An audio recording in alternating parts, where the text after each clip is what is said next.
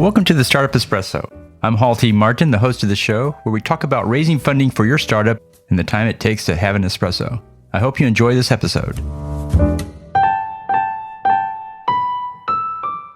Hello, this is Hall T. Martin with the Startup Funding Espresso, your daily shot of startup funding and investing. I recently saw a pitch deck from a seed stage startup which had a small amount of revenue. The deck claimed a valuation of $50 million because a similar company exited at that valuation.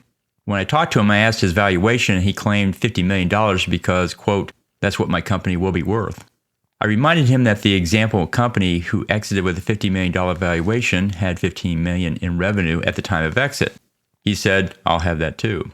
I often see entrepreneurs calculating valuations for today's fundraise using tomorrow's revenue. Today's revenue determines today's valuation. Your business tomorrow determines your valuation tomorrow.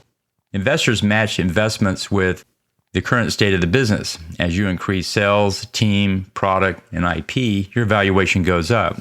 The takeaway here is raise only as much as you need to get to the next level. Otherwise, you'll be raising more funding on a lower valuation, which means you're giving up more equity than necessary. Thank you for joining us for the Startup Funding Espresso, where we help startups and investors connect for funding. Let's go start up something today.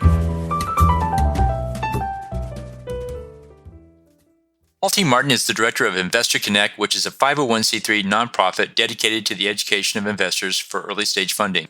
All opinions expressed by Hall and podcast guests are solely their own opinions and do not reflect the opinion of Investor Connect. This podcast is for informational purposes only and should not be relied upon as a basis for investment decisions.